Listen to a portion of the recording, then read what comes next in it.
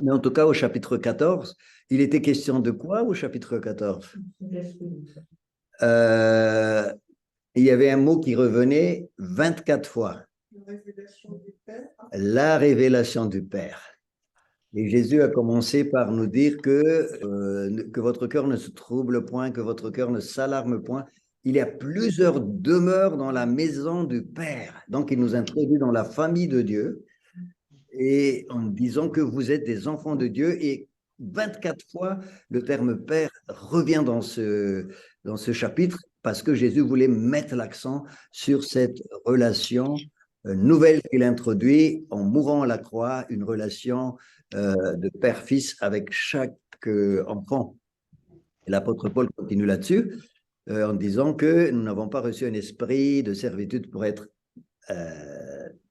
sous l'esclavage de la peur, mais nous avons reçu un esprit d'adoption qui crie Abba Père. Le terme Abba, ça veut dire simplement papa. Donc, Jésus voulait nous placer dans cette relation d'enfant de Dieu. Ça, c'est le chapitre 14. Le chapitre 15, le terme demeurer revient combien de fois? 8 fois. 8 fois. Le terme demeurer. Donc, il était vraiment question de demeurer dans cette relation qu'on a avec Dieu en tant que fils et fille de Dieu. Et quand on demeure dans cette relation-là, qu'est-ce qui se passe? On produit des fruits qui glorifient le Père. Hein? Il n'y a que ce fruit-là qui glorifie le Père. Les autres fruits peuvent être bons, mais ça ne glorifie pas Dieu parce que ce fruit-là, il vient de la sève. Et quand on demeure dans le Seigneur, c'est Dieu qui produit le fruit au travers nous, au travers du Saint-Esprit. Donc ça, c'est le chapitre 15. Hein. Vous voyez, et donc maintenant, on va étudier le chapitre 16. Et donc, dans le chapitre 16, c'est vraiment important de bien comprendre que Jésus a voulu passer quelques heures avec ses disciples avant de mourir à la croix pour avoir un temps de communion, un temps d'enseignement et un temps de préparation de la future Église. Parce que dès que Jésus va mourir à la croix, il va monter au ciel par la résurrection d'entre les morts. Et après, qu'est-ce qu'il fait? Il va envoyer... Oui, mais les disciples ne vont pas aller comme ça. Ils ont besoin du consolateur et d'un équipement spirituel et d'être transformés de l'intérieur. Donc, il va envoyer le Saint-Esprit. On est d'accord? Oui. Donc, il ne va pas préparer la future Église. Et Jésus avait besoin de passer du temps avec ses disciples pour avoir ce temps de qualité, 5 chapitres. Et ensuite, pour enseigner et enfin pour préparer les disciples à la future mission, c'est-à-dire l'Église qui va venir. Donc, c'était un temps d'enseignement nécessaire pour les disciples pour comprendre la suite et notamment la venue du Saint-Esprit. Et dans le chapitre 16, Jésus va mettre l'accent sur le Saint-Esprit. Donc, si vous étudiez bien le chapitre 16, vous allez comprendre les épîtres de Paul qui vont parler du Saint-Esprit, parce que Jésus l'avait dit. Ah bon? Et Paul a développé cet enseignement-là, notamment dans 1 Corinthiens chapitre 12, dans plusieurs passages de ces épîtres. Alors, on va prendre tout de suite le verset 4 et 5 du chapitre 16. Voilà. Donc, là, on voit très clairement que Jésus a dit, je vous ai dit ces choses, afin que lorsque l'heure sera venue, vous vous souveniez. Donc, le but de Jésus, c'est vraiment d'anticiper, d'enseigner sur ce qui allait venir. Et donc là, il le dit clairement, Et maintenant, je m'en vais vers celui qui m'a envoyé et aucun de vous ne me demande où vas-tu. Donc, Jésus sait qu'il allait mourir. Hein, et donc, après, il va aller vers Dieu. Dieu l'a envoyé. Dieu a tellement aimé le monde qu'il a donné son Fils unique afin que quiconque croit en lui ne périsse point. Dieu a envoyé Jésus pour être offert comme un agneau et pour exercer le ministère aussi pendant 3 ans. C'est important ça aussi. Et Jésus va dire plus tard, comme le Père m'a envoyé, je vous envoie aussi. Dieu a envoyé Jésus.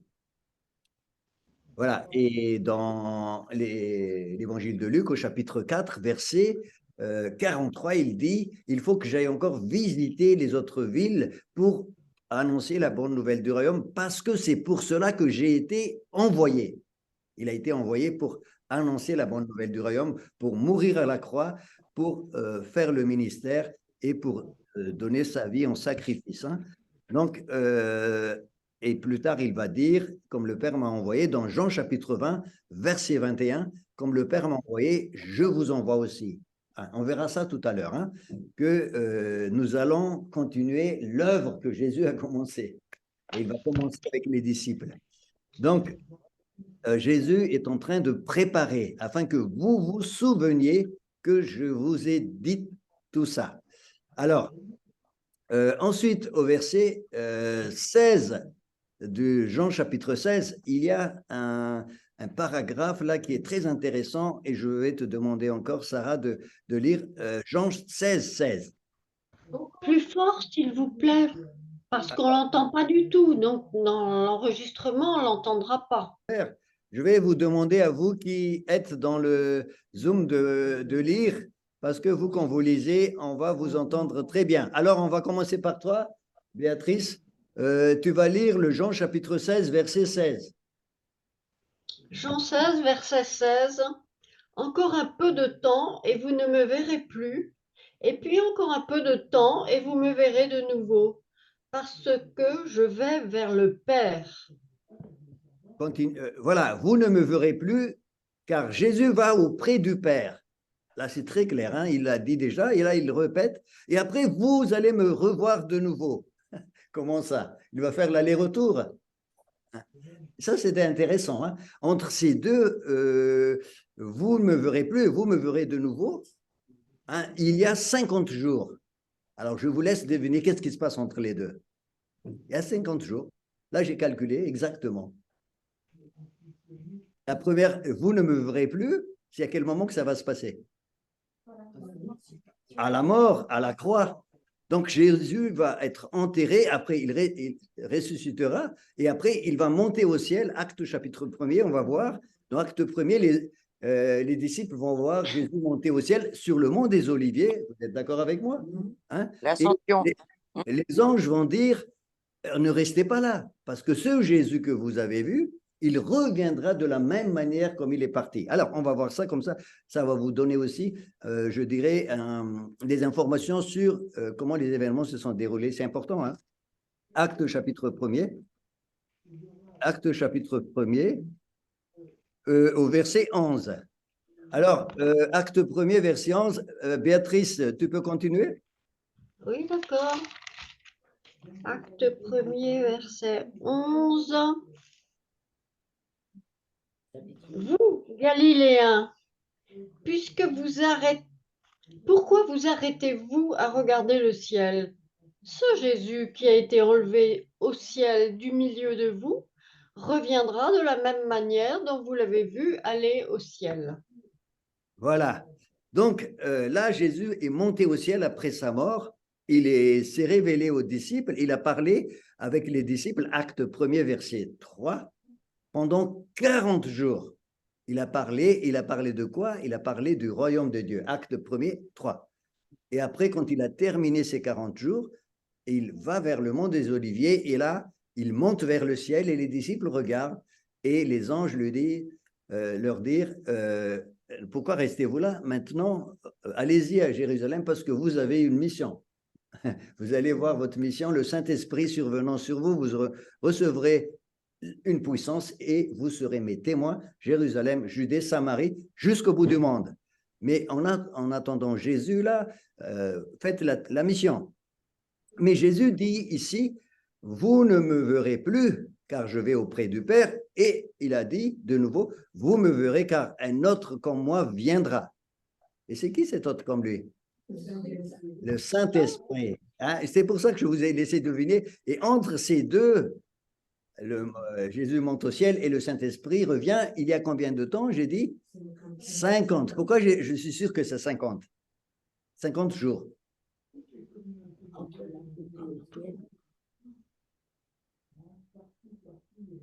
Alors, si quelqu'un a la réponse dans le groupe, hein, vous pouvez parler, hein, n'hésitez pas. Entre la phrase de Jésus, vous ne me verrez plus car je vais auprès du Père, et vous me verrez car un autre comme moi viendra. 50 jours. J'ai dit il y a 50 jours. Pourquoi je dis ça? Je suis sûr. Parce que l'ascension, c'est 40 jours. Et il y a eu encore 10 jours avant la Pentecôte, la diffusion de l'Esprit. Voilà. Entre Pâques et Pentecôte, il y a 50 jours exactement.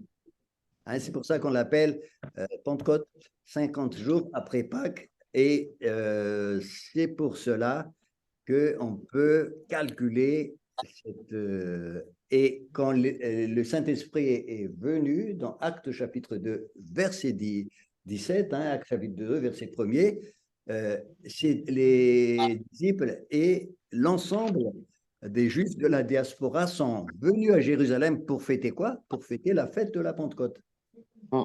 Ils sont déjà venus pour fêter Pâques, et c'est à cette fête-là que Jésus a été livré. Et Jésus était en train de parler aux disciples ici, juste quelques heures avant sa mise à mort à Pâques. Là, c'est les entretiens des disciples avec Jésus, c'est dans la chambre haute où il fêtait Pâques. Et là, il est en train de parler avec les disciples, et c'est là qu'il donne toutes ces informations. Donc, il y a 50 jours exactement entre la mort de Jésus à Pâques et la venue du Saint-Esprit à Pentecôte. Et absolument. Et c'est là qu'on voit aussi que la Trinité, ce n'est pas une invention humaine.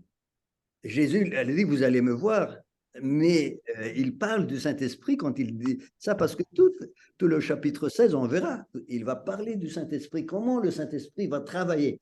Donc, justement, j'étais en train de vous dire qu'il y a un enseignement sur ça, mais il y a aussi une préparation des disciples à vivre cette vie de l'Esprit, cette onction, cet équipement, cette transformation, parce qu'après, le Saint-Esprit va être en eux. En eux, à l'intérieur. Voilà, donc c'est bien important de comprendre tout ça, que Jésus avait vraiment passé du temps de qualité avec les disciples pour les préparer. Dans les autres évangiles, vous ne voyez pas ça. C'est pour ça que c'est très... Et ce temps de qualité va permettre à Jésus de donner une grande révélation, encore une plus grande révélation de ce qu'il est, de ce qu'est le Saint-Esprit et de ce que sont aussi les disciples, leur identité par rapport au Saint-Esprit. Hein? Le Saint-Esprit va habiter en eux et Jésus les prépare. Voilà. Donc, et pourquoi il faut attendre 50 jours? La deuxième question que je vous pose. Parce qu'il y a la fête de... Parce qu'il y a la fête de Shavuot. C'est Shavuot? Il y a la fête. Oui, la fête de la Pentecôte, oui, absolument. Mais Jésus a déjà... Oui, vas-y, continue. Il fait-elle le don de la Torah? Il fait-elle le don de la Torah du Sinaï 50 jours après Pessah? Voilà. Absolument. Tout ça, le don de la Torah, c'est la fête de la Pentecôte, tout ça, c'est des indicateurs, mais Jésus a prévenu les disciples qu'il ne pourra pas envoyer le Saint-Esprit tant qu'il ne sera pas glorifié. Il l'a dit. Hein? Ça, c'est dans... Pourquoi? Parce qu'il doit présenter d'abord le sang dans le lieu très saint. Ça, dans Hébreux chapitre 9, on peut le lire. Hein? Il ne peut pas... Pessa, c'est Pâques. Ouais, Pessa, ça veut dire passer outre, passer au-dessus, quand les enfants d'Israël donc étaient sous le jugement, dans Exode chapitre 12, le jugement était passé au-dessus, et c'est pour cela que Dieu a donné le terme Pâques. Passer au-dessus, le jugement est passé au-dessus, ils n'ont pas été jugés. Et Jésus va être jugé à la croix. Et nous, quand nous acceptons Jésus, le jugement va passer au-dessus aussi. Nous ne serons pas sous le jugement. Donc le terme Pâques, c'est échapper au jugement qui va tomber. Et on va parler de jugement tout à l'heure. Mais je disais, dans Hébreux chapitre 9, au verset 12, Jésus est entré dans le lieu très saint. Vous savez, quand il est mort à la croix, au moment où il a rendu son âme, le voile du temple a été déchiré de haut en bas. Il est rentré dans les lieux très saints et le voile qui séparait le lieu saint du lieu très saint a été déchiré. C'est-à-dire que là, il a ouvert, dit l'Épître aux Hébreux, un chemin nouveau qui nous amène près du Père. Approchons-nous avec assurance auprès du trône du Dieu vivant. Donc, nous n'avons plus à avoir peur. Jésus a ouvert un chemin, le voile a été déchiré et nous pouvons rentrer dans le lieu très saint. Le lieu très saint, c'est le tabernacle éternel, là où Dieu est. Et nous pouvons prier, s'approcher de Dieu, avoir cette relation. Et dans Hébreux 9, 12, il écrit, il est entré une fois pour toutes dans le sanctuaire, non avec le sang des boucs et des veaux, mais avec son propre sang. C'est ainsi qu'il nous a obtenu une rédemption éternelle. C'est-à-dire, il a commencé par présenter son sang pour dire, voilà le salaire du péché, voilà, j'ai été puni, sanctionné, le châtiment qui nous donne la paix est tombé sur lui. Oui, il y a un jugement, il y a un acte juridique qui s'est passé à la croix, un acte juridique. Et Jésus présente le sang, présente la pénalité suprême, sa mort, le présente devant Dieu, et Dieu voit, et à partir de là, Dieu va pouvoir envoyer le Saint-Esprit. Quand Jésus va remonter dans le ciel et il sera glorifié, il sera assis à côté du Père, c'est ce que là, Dieu va pouvoir renvoyer le Saint-Esprit. Ça, on voit cette deuxième partie dans Jean 7, 39. Jean 7, 39. On va lire Jean 7, 37, 38 et 39. Alors, je vais demander à Rebecca de nous lire Jean 7, 37, 38 et 39. Est-ce que tu es là, Rebecca? Oui, je suis là. Alors, Jean 37, 37, 38, 39. Je disais tout à l'heure, avant que tu lises, je disais tout à l'heure que pourquoi 50 jours après, Dieu peut maintenant envoyer le Saint-Esprit à l'Église, aux disciples. Jésus a déjà prévenu les disciples avant, dans Jean 7, 37, 38, 39. Tu peux lire, s'il te plaît? Oui. Le dernier jour, le grand jour de la fête, Jésus se tenant debout s'écria, « Si quelqu'un a soif, qu'il vienne à moi et qu'il boive. Celui qui croit en moi, des fleuves d'eau vive couleront de son sein, comme dit l'Écriture. » Il dit cela de l'Esprit que devaient recevoir ceux qui croyaient en lui, qui croiraient en lui, car l'Esprit n'était pas encore, parce que Jésus n'avait pas encore été glorifié. Voilà. L'Esprit n'avait pas encore été donné parce que Jésus n'avait pas encore été glorifié. Donc, ce qui, je dirais, va permettre à Dieu, parce que Dieu respecte ce qu'on appelle les dispensations, les temps. Maintenant, on est dans le temps de l'Église. Et le temps de l'Église, c'est le temps du Saint-Esprit. Et ce Saint-Esprit va pouvoir être donné, mais avant que le Saint-Esprit soit donné, il faut d'abord que Jésus présente son sang dans le lieu très saint. Ça, on l'a vu, Hébreux chapitre 9. Et après, Jésus ressuscite, il monte au ciel, il est glorifié. Les anges l'ont vu partir du mont des Oliviers, il est glorifié. Et là, le Saint-Esprit va maintenant être déversé sur la terre, va être déversé littéralement. Rien ne pourra plus empêcher le Saint-Esprit d'être versé comme l'eau. Pourquoi je dis ça? Acte chapitre 2, verset 33. Donc, oui, Acte 2, 33, élevé par la droite de Dieu, il a reçu du Père le Saint-Esprit qui avait été promis, et il l'a répandu comme vous le voyez et l'entendez. Merci beaucoup, Rebecca. Ce verset-là se trouve au moment où la Pentecôte, la fête de Pentecôte, et les disciples commençaient à parler en langue, et l'apôtre Pierre se lève et il commence à expliquer ce qui se passe. Et là, il dit, vous voyez que le Saint-Esprit a été versé parce que Jésus a été élevé et voilà, Dieu lui a donné, il a reçu du Père le Saint-Esprit qui a été promis, Joël, dans les derniers jours, dit Dieu, je répandrai mon esprit sur toute chair, beaucoup de passages dans l'Ancien Testament, Ézéchiel chapitre 36 aussi, verset 25 qui dit ceci, je vous donnerai un cœur nouveau, je mettrai mon esprit en vous, Ézéchiel 36, verset 25. Donc, il y a beaucoup de passages qui promettent le Saint-Esprit, et le Saint-Esprit est comme une garantie, comme un sceau que Dieu met sur son Église, comme un signe d'appartenance, comme était la circoncision dans Genèse chapitre 18. Avec Abraham, quand il a fait l'alliance avec Abraham, il a donné aussi un sceau, le sceau d'appartenance, c'est le signe visible que j'appartiens au peuple de Dieu, c'est le Saint-Esprit. Celui qui n'a pas l'Esprit de Christ ne lui appartient pas.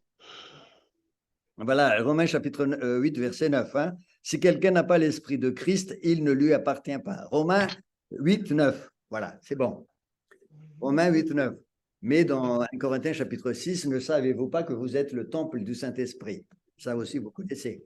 Donc, le Saint-Esprit est comme un cachet, un sceau. Ça aussi, c'est dans Éphésiens chapitre 1er, verset 13.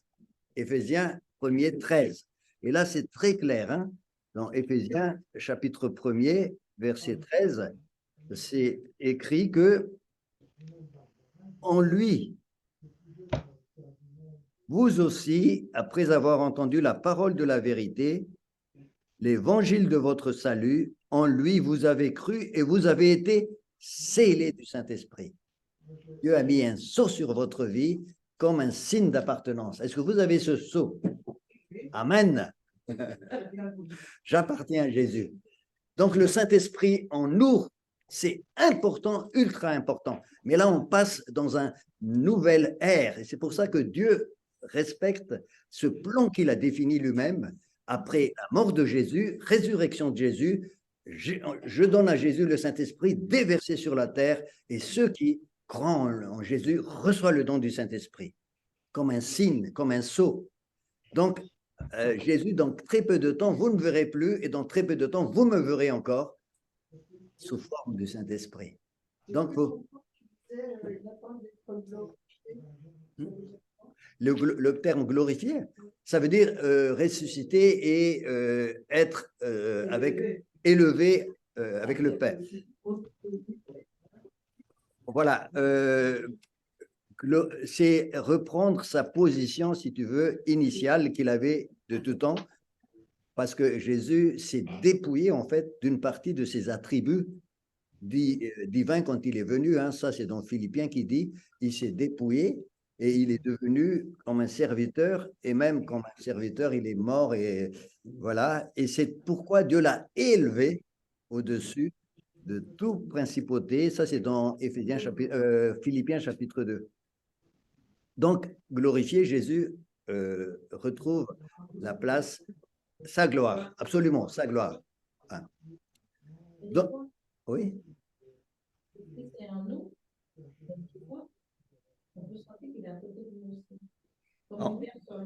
On va voir ça, parce que l'esprit l'apôtre Paul, Jésus va utiliser beaucoup de termes, justement ce que tu dis là, l'esprit en nous, l'esprit parmi nous, au milieu de nous, hein, sur nous, absolument, sur nous.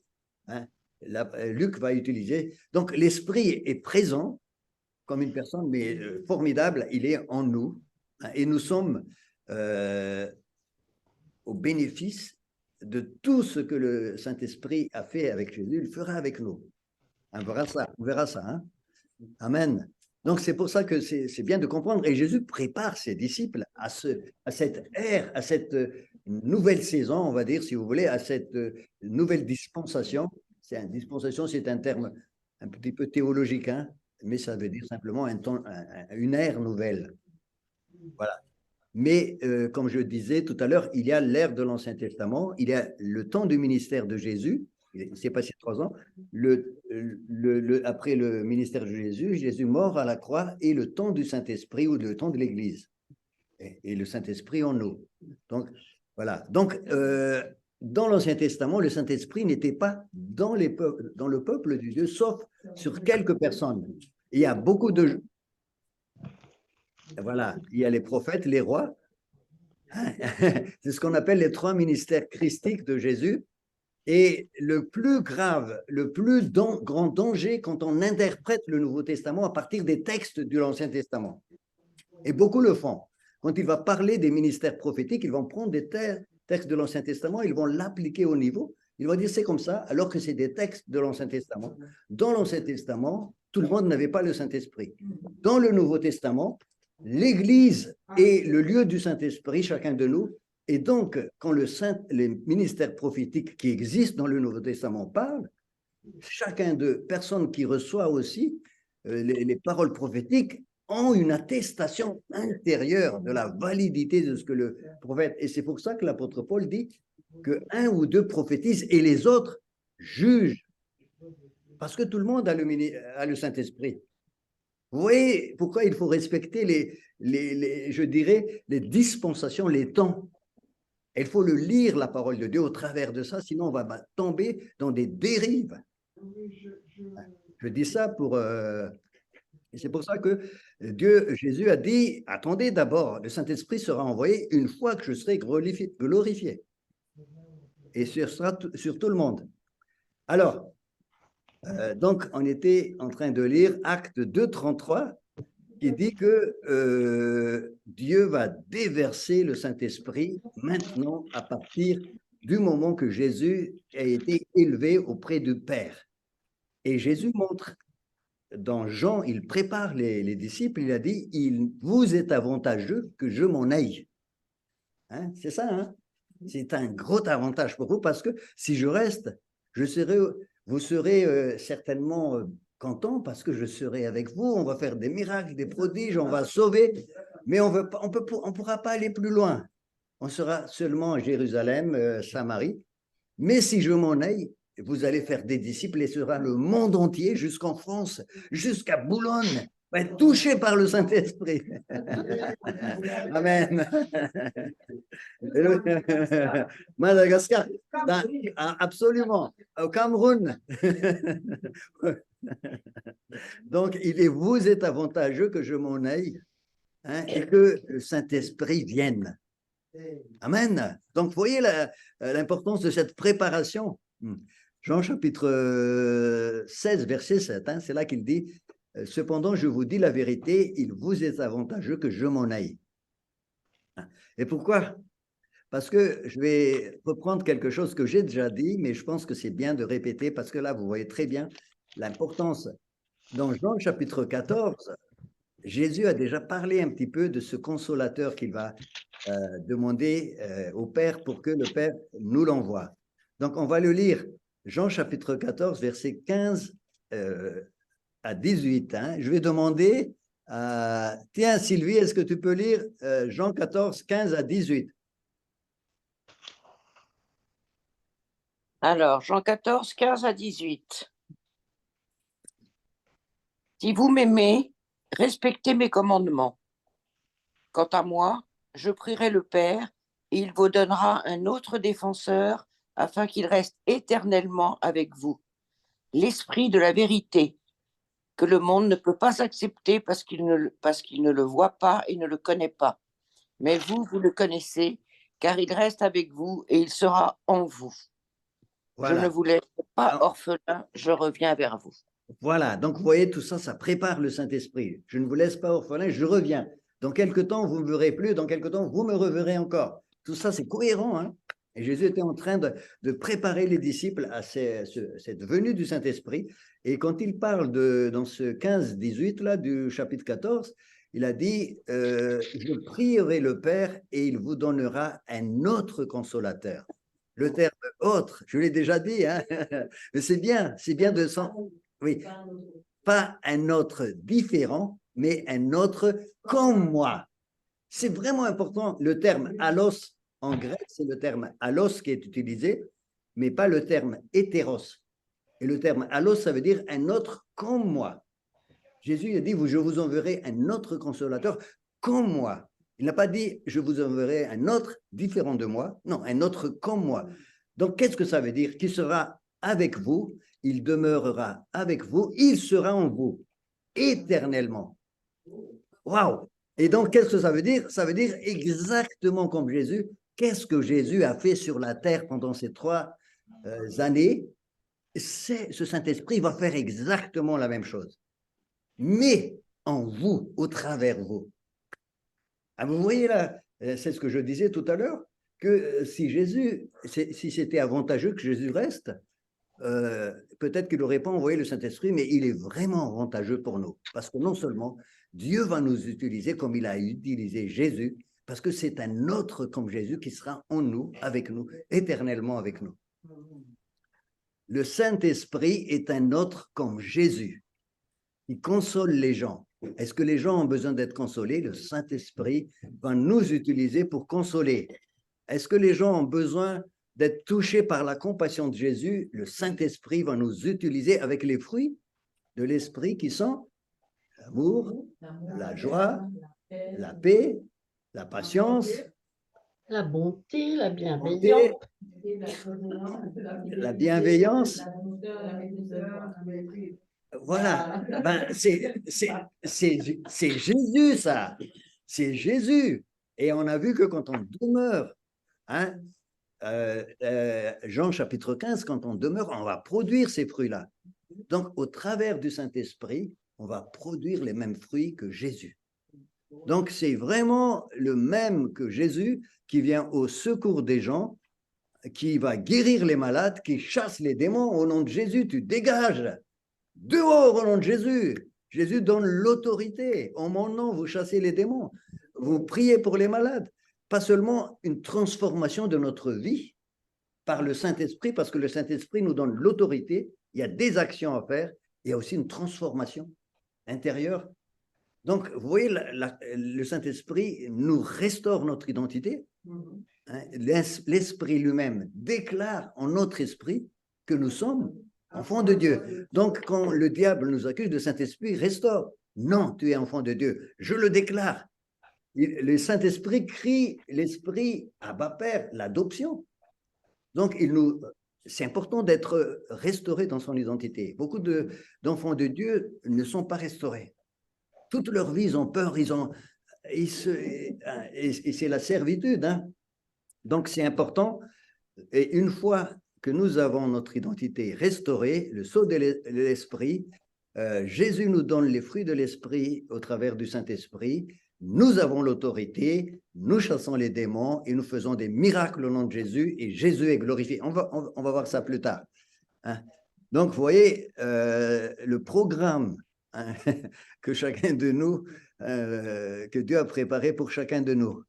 Donc, un autre comme Jésus, mais bien sûr, cet esprit-là sera invisible. Mais c'est nous qui allons être visibles, hein, vous êtes d'accord? Les gens, quand ils vont voir, ils te voient Sarah, Jimmy, Maggie, Régine, il va voir, mais il ne voit pas Jésus. Mais il va voir Jésus au travers chacun de nous. Donc, je disais tout à l'heure, le Saint-Esprit transforme aussi notre vie en nous et le Saint-Esprit sur nous nous équipe. Hein, c'est ce que tu disais tout à l'heure, que le Saint-Esprit aussi peut descendre sur nous. C'est une autre façon de parler du Saint-Esprit. Hein, pourquoi?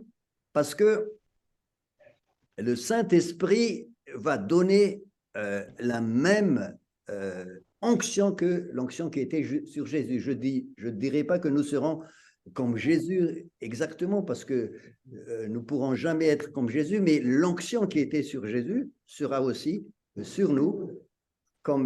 Et quelle était cette onction sur Jésus? Est-ce que vous le savez? Où est-ce qu'on peut savoir cette onction sur Jésus? Juste après du baptême, quand il a commencé son ministère, Luc chapitre 4, Ben oui. verset 18. Jésus a fait son baptême dans Luc chapitre 3, verset 22. La colombe est descendue sur lui et là, il a reçu la restauration, pas la restauration, mais la déclaration de son identité. Tu es mon fils bien-aimé, en toi, j'ai mis toute mon affection. Dieu déclare qui est Jésus et Dieu déclare qui tu es. Hein, tu vas dire avec moi, je suis ce que Dieu dit que je suis. Je suis enfant de Dieu. Je suis fille de Dieu. Je suis fils de Dieu. J'ai reçu l'autorité. Jésus transforme ma vie. Donc là, Dieu a déclaré sur Jésus ce qu'il est. Tu es mon fils. Et il va le faire aussi avec chacun de nous grâce au Saint-Esprit en nous. Il faut bien écouter ce Saint-Esprit. Le Saint-Esprit lui-même déclare en mon esprit que je suis enfant de Dieu. C'est au moment de notre passage de mort à la vie que le Saint-Esprit te déclare. Et à partir de là, à partir de cette nouvelle naissance, le Saint-Esprit déclare, il a mis l'esprit Abba Père, adoption, il déclare, et ça veut dire aussi que tu vas rentrer aussi dans cet appel que Dieu a sur ta vie. Et cette onction. Et qu'est-ce qui s'est passé avec l'onction de Jésus? Luc 4, 18, j'ai dit tout à l'heure, Luc 4, 18. Alors, je vais demander à Luc 4, 18, je vais demander à qui je peux demander ça? À Xavier, je vois qu'il est là. L'Esprit du Seigneur est sur moi, parce qu'il m'a oint pour annoncer une bonne nouvelle aux pauvres. Il m'a envoyé pour guérir ceux qui ont le cœur brisé, pour proclamer aux captifs la délivrance et aux aveugles le recouvrement de la vue, pour renvoyer libres les opprimés, pour publier une année de grâce du Seigneur. Amen. Alors, ça commence par l'Esprit du Seigneur est sur moi parce qu'il m'a oint. Il y a une onction là sur Jésus.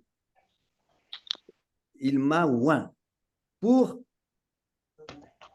guérir ceux qui ont les cœurs blessés. Ça, c'est l'onction qui était sur Jésus et c'est l'onction sur toi aussi. Tu as reçu la déclaration du Saint-Esprit. L'Esprit lui-même déclare en mon esprit que je suis enfant de Dieu. Tu reçois le Saint-Esprit et après, tu reçois l'onction. L'Esprit du Seigneur est sur moi parce qu'il m'a oint pour guérir les cœurs blessés. Tu es appelé aussi à être un ouvrier du Seigneur pour apporter cette bonne nouvelle, guérir ceux qui ont les cœurs blessés, pour proclamer aux captifs là délivrance. Dieu nous a donné l'autorité sur les esprits, sur les démons, et les démons tremblent devant nous. Pourquoi? Parce que j'ai l'esprit de Jésus. Est-ce que tu crois que l'esprit de Jésus va... Quand Jésus, je vous donne un exemple, hein, regardez avec moi, dans Marc chapitre 1er, comment le diable se comporte devant Jésus. Hein? Il faut être vraiment très conséquent et cohérent avec ce que dit Jésus. Hein? Un autre comme moi sera en vous. Est-ce que c'est un autre un peu diminué? Non, exactement comme Jésus. Et comment le diable se comporte devant Jésus?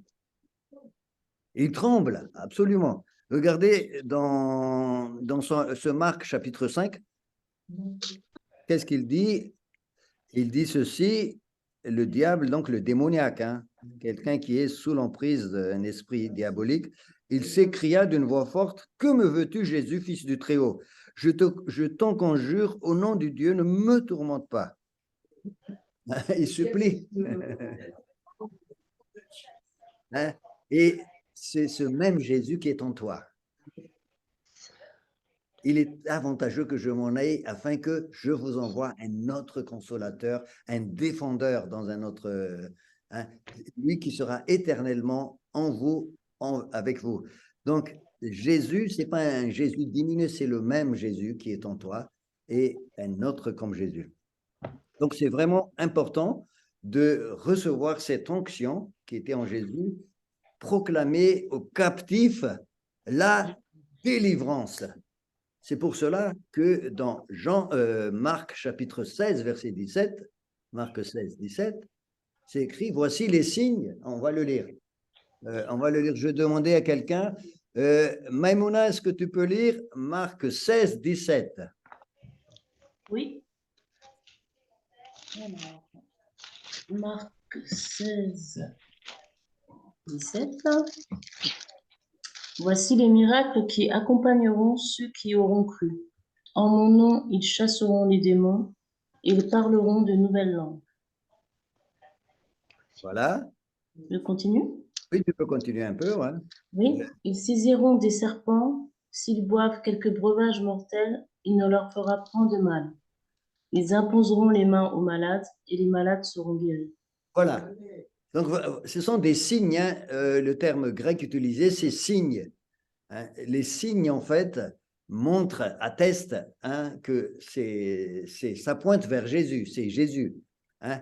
Donc, Jésus, par le Saint-Esprit en moi, me donne ces attestations-là qu'il est réellement avec moi. Et si tu lis le dernier verset de ce chapitre, Maïmouna, le dernier que les disciples ont commencé à travailler, et qu'est-ce qu'il dit, le dernier verset, le verset 20, le dernier. Ah oui, ils s'en allèrent prêcher partout. Le Seigneur travaillait avec eux et confirmait la parole par les miracles qui l'accompagnaient. Voilà. Tu vois, c'est pas eux, c'est le Seigneur qui travaillait avec eux et qui confirme par les signes. Donc, ces signes-là sont donnés par le Seigneur et c'est Jésus en eux qui fait le travail. Mais eux, il faut bien qu'ils bougent leurs mains pour que Jésus puisse toucher les personnes. Si tu ne pries pas, donc il faut que tu poses ta main et si tu ne poses jamais ta main sur quelqu'un pour prier, ben, il ne se passera jamais rien. Parce que c'est pour ça qu'il ne faut plus se laisser intimider par l'ennemi. Si un membre de votre famille a besoin de prière, priez pour le membre de votre famille, posez votre main et dites, Seigneur, tu vas guérir. Et si jamais il y a un esprit qui pointe, chasse-le au nom de Jésus. Moi, je vous dis ce qu'enseigne la parole. Hein. Je ne veux pas vous dire... c'est...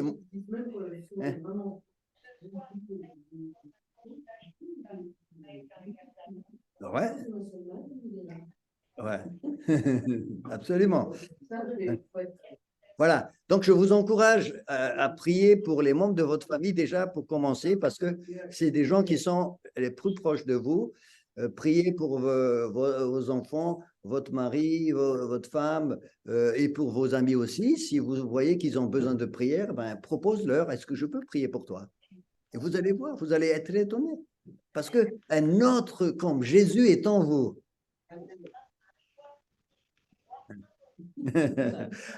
En fait, pour que ça rentre, il faut pratiquer. Il faut pratiquer surtout. Il faut pratiquer et voilà. Et sur ta parole, je jette le filet.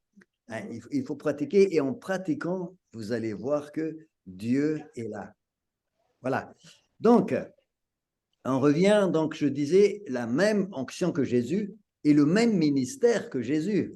Je ne dis pas que vous allez mourir à la croix comme Jésus, non. Le même ministère, parce que dans Jean chapitre 14, verset 12, dans Jean 14, 12, Jésus prévient les disciples, il les prépare. Hein, Jean 14, 12, qu'est-ce qu'il dit?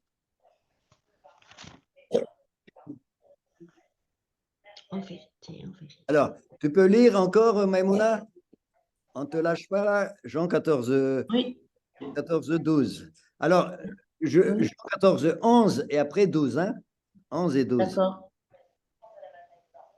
Alors, croyez-moi, je suis dans le Père et le Père est en moi.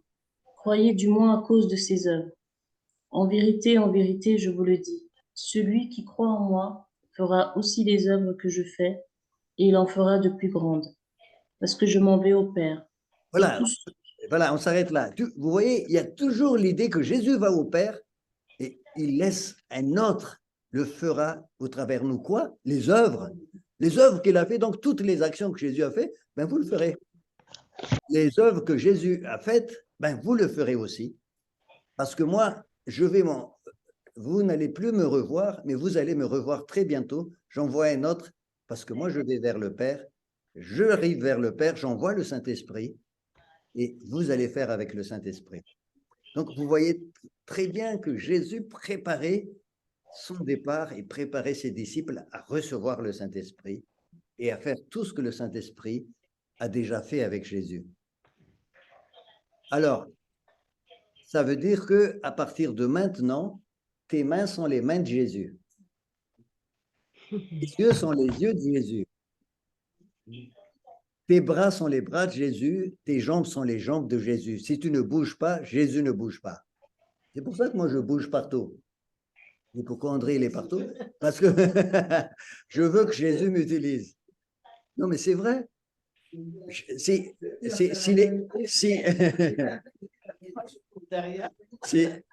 l'Église ne bouge pas, Jésus ne bouge pas.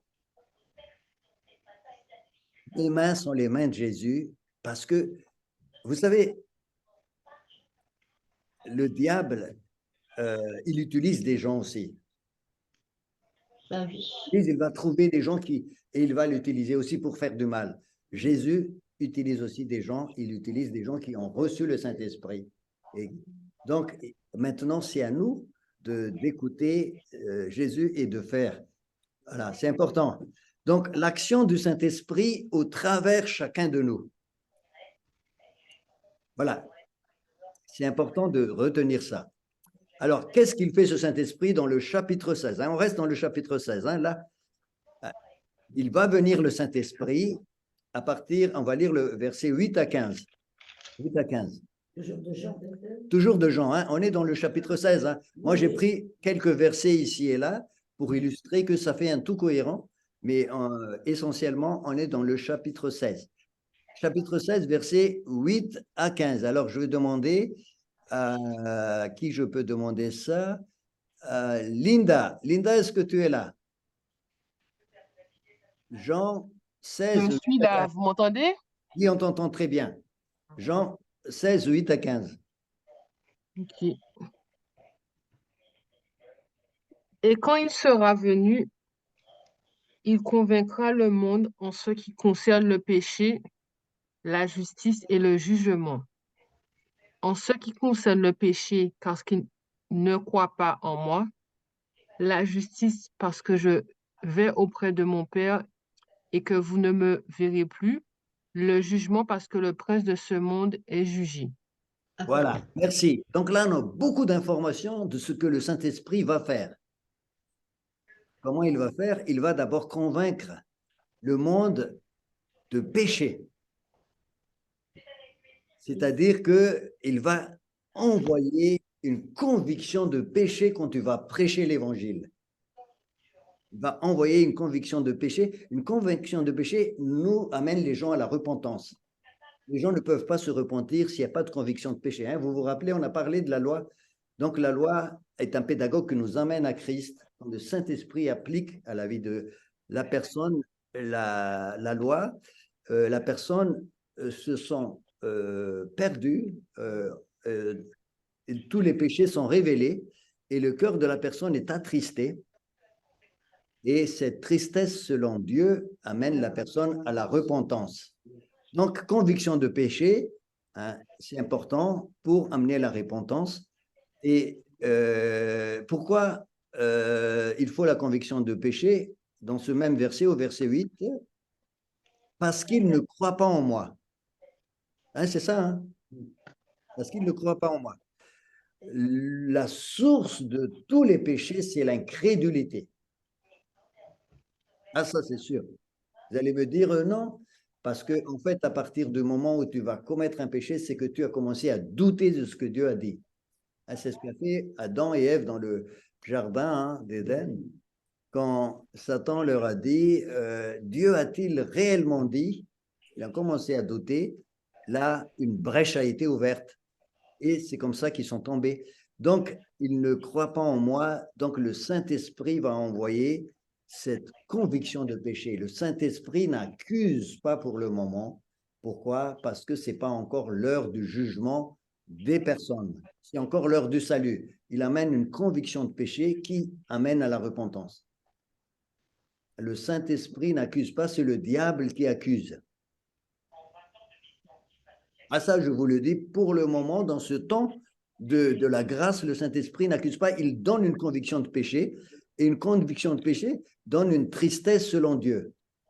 Hein, le péché est révélé au grand jour. Hein, c'est Hébreux chapitre 4 qui dit rien n'est caché à Dieu, tout est révélé devant celui à qui nous devons rendre compte. Jean 4,12, Hébreux 4,12.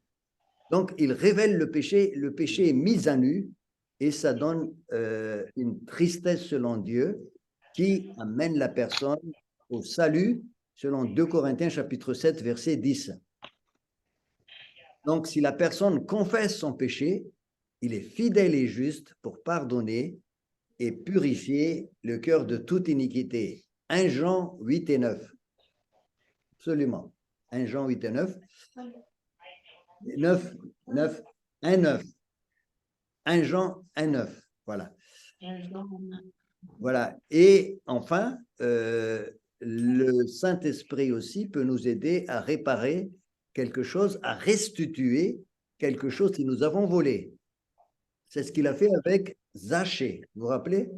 Zachée qui est un voleur, un percepteur d'impôts, il prend de l'argent, il met dans sa poche, et le jour où Jésus l'a vu sur le sycomore, il a dit « Hâte-toi de descendre, il faut que j'entre dans ta maison ». Il rentre dans la maison de Zachée, Zachée est convaincu de péché et il fait une déclaration merveilleuse, incroyable. Je vais donner la moitié de mes biens aux pauvres et je vais indemniser 4 fois les personnes à qui j'ai fait du tort.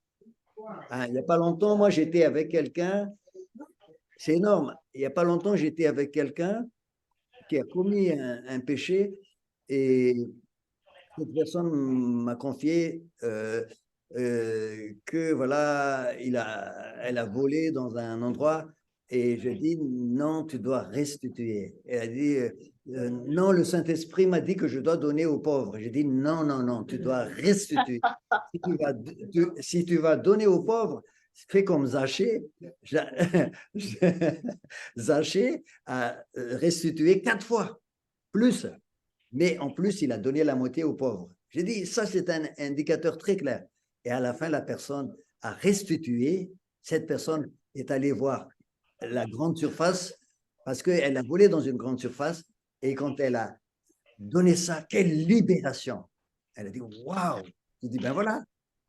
Et le Seigneur ne l'a pas accusé, il a donné une conviction de péché. Cette personne, elle est chrétienne. Vous savez, on peut être chrétien et tomber dans des tentations, mais voilà, c'est pour cela que la tristesse, selon Dieu, nous amène à la repentance et le Saint-Esprit en nous ne nous laisse pas tranquilles. Tu vas réparer, tu vas restituer et réparer. Donc, ça, c'est l'œuvre du Saint-Esprit en chacun de nous. Le Saint-Esprit convainc de péché et convainc de justice. Convainc de péché parce que, et après, il convainc de justice. Je vais vous expliquer ce que moi je pense de cette conviction de justice. Il va te dire, tu ne pourras pas te tenir devant Dieu qu'avec la justice de Jésus. Ouais, je m'explique. L'unique justice qui satisfait la sainteté de Dieu est la justice de Jésus, pas la tienne. Ne viens pas devant Jésus et dire, voilà les bonnes œuvres que j'ai faites. Ça ne marche pas. Il va te convaincre de justice, et cette justice-là, c'est la justice de Jésus. Ce que Jésus a fait à la croix, il a tout payé et il t'a donné sa justice.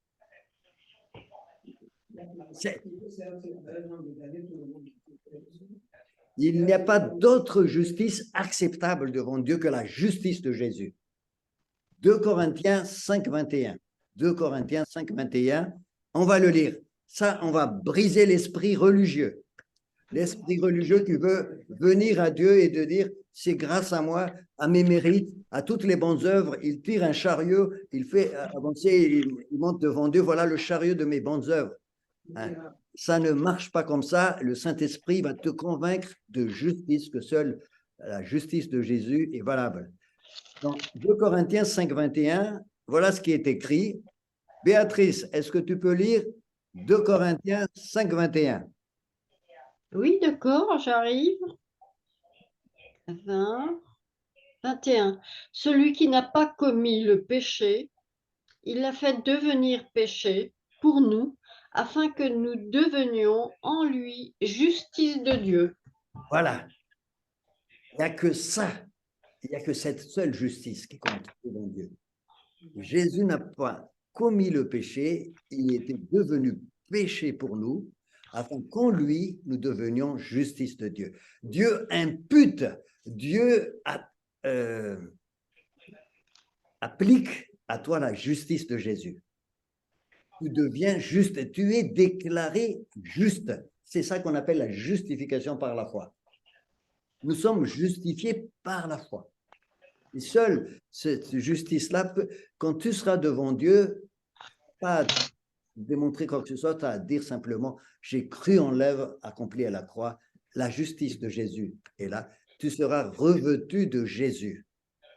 Galates chapitre 3, verset 28. Nous avons été, nous tous qui avons été baptisés, nous avons revêtu Jésus.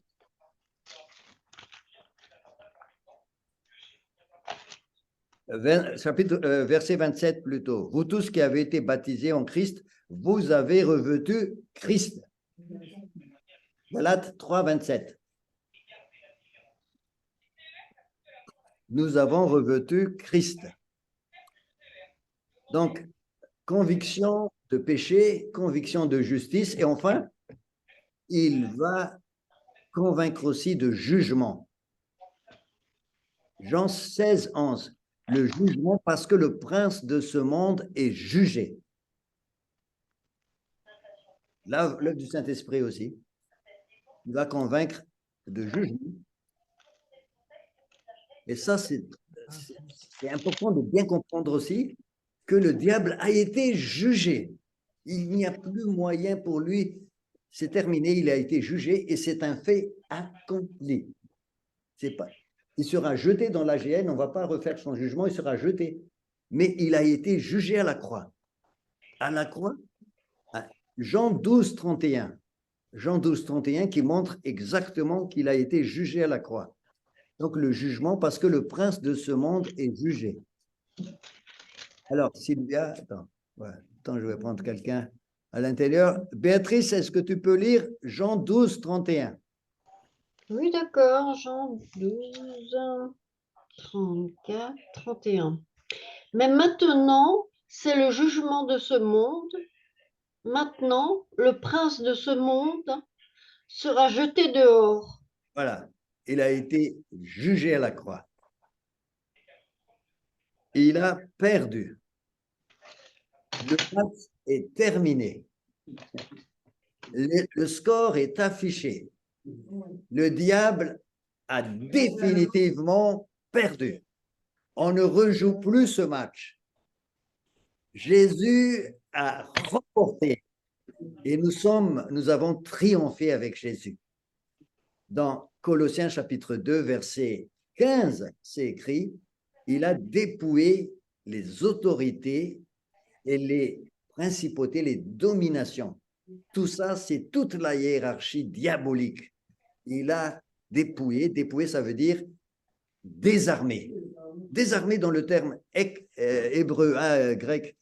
Il a été désarmé apec du homei. Désarmé, on a enlevé les armes de Satan. Et cette défaite-là, elle est définitive, irréversible. On ne peut plus. Et ça, c'est un fait historique à la croix. Il a été dépouillé, les dominations et les autorités. Il a été livré publiquement au spectacle. Pourquoi l'apôtre Paul prend l'image, et c'est ce qui se passe à l'époque, du général qui gagne le combat. Quand il gagne un combat, il montre publiquement au spectacle le général qui est battu et il fait le tour de la ville à Rome. Il fait le tour de l'arc et il dit, voilà, le général, il a été battu, je vous montre publiquement un spectacle. Et dans Colossiens 2,15, il a triomphé de cela par la croix.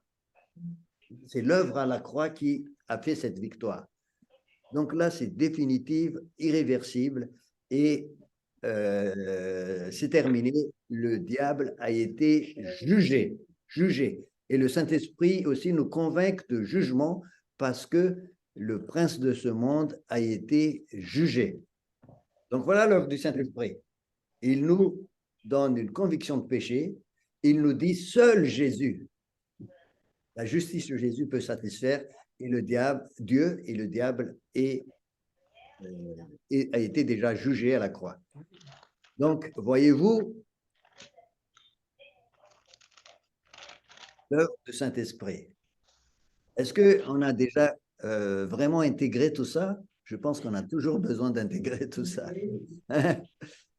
Voilà. On comprend tout ça, mais c'est bien que le Saint-Esprit nous le rappelle.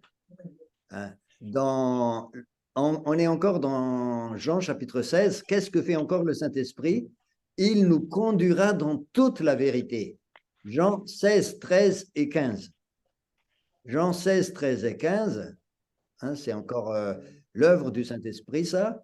Quand le Consolateur sera venu, l'Esprit de vérité, il vous conduira dans toute la vérité, car il ne parlera pas de lui-même, mais il dira tout ce qu'il aura entendu et il vous annoncera les choses à venir.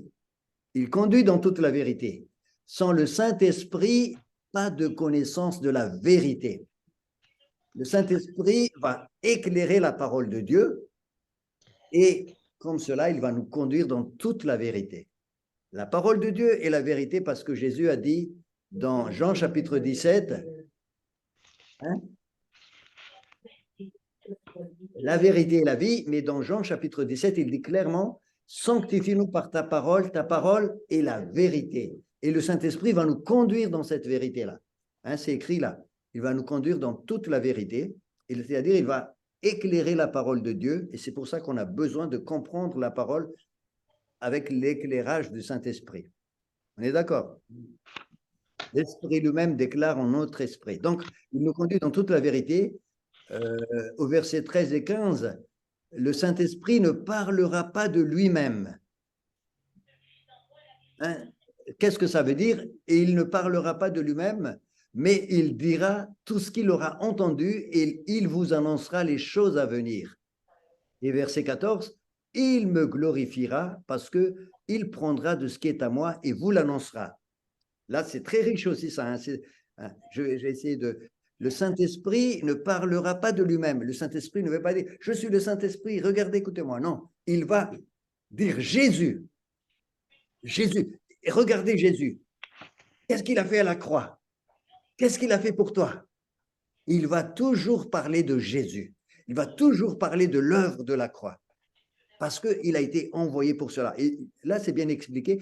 Il vous annoncera les choses à venir. Donc, il va parler des choses prophétiques, bien sûr. Et là, il parle aussi de ce que les apôtres vont vivre bientôt, bien sûr. Et ensuite, au verset 14, il me glorifiera, le Saint-Esprit glorifie toujours Jésus. Et l'esprit prophétique aussi, c'est le témoignage de Jésus. Vous voyez dans Apocalypse, verset 19, on l'a vu ça une autre fois. Parce qu'il prendra de ce qui est à moi, il va prendre ce qui est à Jésus et il va vous le communiquer. Le salut, les bénédictions, tout ça. Donc le Saint-Esprit va toujours glorifier et mettre en avant Jésus. Pas l'homme, pas le prédicateur, pas le serviteur, mais Jésus, toujours Jésus. S'il y a quelqu'un qui se met en avant à la place du Saint-Esprit, attention. C'est anti-biblique, c'est pas biblique. C'est un des critères de l'action du Saint-Esprit. Il glorifiera toujours Jésus. Et il va prendre ce qui est à Jésus, le salut, la grâce, et il vous l'annoncera. Tout ce que verset 15, tout ce que le Père a est à moi, c'est pourquoi j'ai dit tout ce qu'il prend, j'ai dit qu'il prend de ce qui est à moi et il vous l'annoncera. Ça, c'est au verset 15. Donc, il va parler des choses à venir, le Saint-Esprit. Là, il y a tout un enseignement sur la prophétie, les paroles prophétiques et comment on les pratique dans le Nouveau Testament, dans la Nouvelle Alliance. il me glorifiera, il glorifie Jésus, et il annoncera aussi, il révélera Jésus. Alors là, je suis allé très vite, hein, parce qu'on arrive presque à la fin, mais c'est vrai que quand Jésus donne tous ces enseignements-là aux apôtres, aux disciples, il prépare aussi la rédaction du Nouveau Testament. Ben oui, parce qu'au moment où Jésus donne tout ça, il était dans la chambre haute, et il allait mourir dans quelques heures. Donc Jésus était en train de communiquer aux disciples beaucoup d'enseignements. Il prépare à la fois la rédaction de ce qui allait être le Nouveau Testament, qu'on connaît là, les épîtres, tout ça, mais en même temps, il donne aussi un enseignement qui reste valable pour l'Église, pour nous. Voilà. Voilà, absolument. Il vous rappellera. Donc, l'apôtre Pierre, par exemple, dans son épître, il a dit, on a vu ceci quand on était avec Jésus. Il rappelle ce qu'il a vécu avec Jésus. Donc, le Saint-Esprit a de nouveau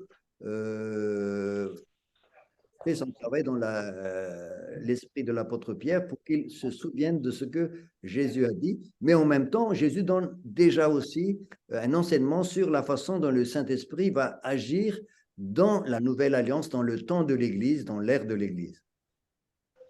Voilà, je vais m'arrêter là parce qu'on est à 25 là. Là, j'ai fait un peu vite parce que j'avais peur qu'on n'aurait pas eu assez de temps. Est-ce que vous avez des questions? Moi, j'avais juste une question, parce que Alors, tout à l'heure, tu as parlé de attends. Jésus. Oui, on va t'écouter. Après, il y a Maggie. Vas-y, Pardon. Béatrice, je t'écoute. Tu as dit tout à l'heure que Jésus n'était pas encore glorifié, qu'il fallait que les 50 jours pour qu'il soit glorifié. Enfin, moi, j'ai un peu compris ça, mais quelque chose comment tu... Moi, je comprends que quand Marie voit Jésus au tombeau, dans Jean 20, 16, Ouais, Jésus lui dit, ne me touche pas. Marie, elle se retournant et lui dit en hébreu Rabouni, c'est-à-dire maître. Jésus lui dit, ne me touche pas, car je ne suis pas encore monté vers mon Père. Mon Père est votre Père, vers mon Dieu et votre Dieu. Mais après, à Thomas, il a dit, vas-y, touche-moi, t'as dit que tu croirais que quand tu me verras et que tu mettras ta main dans les plaies. Donc, je me dis qu'il est monté tout de suite et puis que... C'est passé ce qui est Hébreux 9, 11, 12, ce que je disais tout à l'heure. Jésus a présenté son sang auprès du Père et donc on arrive... alors, là, je dis ça comme ça, parce qu'on n'a pas la chronologie, et on arrive au verset 25 du chapitre 20 de Jean. Les autres disciples dirent, donc nous avons vu le Seigneur, mais il leur dit, si je ne vois pas ses mains, la marque, etc. C'est Thomas qui dit ça. Et 8 jours après, donc il s'est passé quelques jours, verset 26, Thomas avance son doigt et touche Jésus. Donc voilà, c'est une possibilité qu'entre les deux, Hébreux 9, 11, 12, c'est accompli. Dans Hébreux 9, 12, Jésus est monté donc au ciel et il a présenté auprès du Père son sang.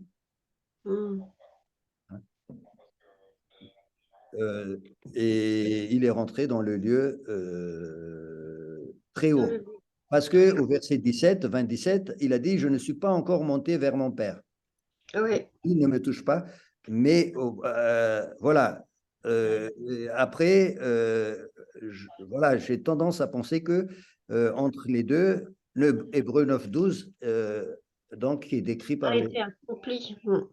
Et donc, il est monté vers le Père, il a présenté son sang.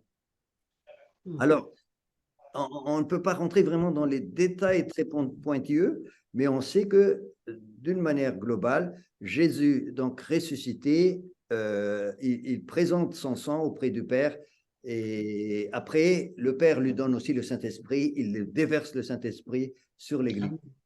C'est ce que j'ai essayé de décrire dans les lignes générales. Alors, il reste toujours un mystère, hein. Voilà. Alors, Maggie, oui, je comprends, ouais. On a un petit problème de haut-parleur, mais en fait, en gros, hein, ce que dit Maggie, que au travers de tous ces passages, on voit que Jésus donc se manifeste après son départ en nous, parmi nous, avec nous, par la personne du Saint-Esprit.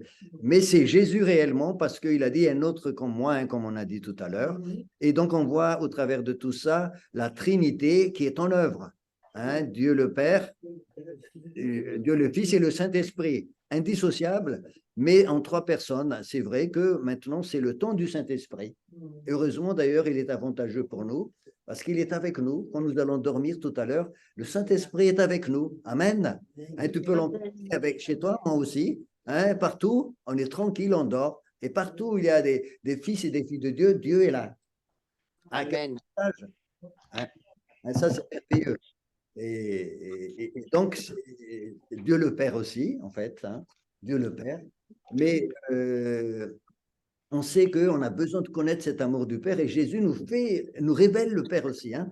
Ça, c'est dans Jean, chapitre 1er, verset 18. Hein. Personne n'a vu le Père. Le Fils qui était au sein du Père nous révèle le Père. Donc, Jésus nous révèle cet amour du Père. Et c'est vrai qu'on a besoin de cet amour du Père. Et c'est pour cela que l'esprit d'adoption crie « Abba Père ». On a besoin du Papa. Amen. Ce qui est formidable, là, on a vraiment parlé du Saint-Esprit. Quand on a fait le chapitre 14, on a parlé du Père. Mais je vais revenir sur ce chapitre. Parce que quand j'avais fait ce chapitre, j'avais la gorge enrouée. Oui, j'étais pas très bien, mais je vais revenir. Ouais. Voilà. Super, super, impeccable. Voilà, merci beaucoup. Oui, merci Seigneur pour toutes ces révélations. Merci Saint-Esprit parce que au travers de ces écrits de Jean que toi tu as inspirés, tu nous révèles encore ce que Jésus fait en nous, veut faire en nous. Alors Saint-Esprit, aide-nous à être toujours à la disposition de ta parole, de tes instructions pour que nous puissions faire ce que Jésus faisait. Nous ne réalisons pas que nous avons cette puissance, ce pouvoir qui nous est donné par Dieu. Vraiment, donne-nous de toujours nous dire que ferait Jésus dans cette situation. Et Saint-Esprit, donne-nous aussi des rêves, des songes, pour que nous puissions connaître la volonté de notre Père. Merci Saint-Esprit pour tout ce que tu veux faire en nous et que nous puissions te donner toute la place. Dans le nom de Jésus, Amen. Amen. Amen. Amen. Amen. Amen. Amen. Bonne soirée. Hein. Amen.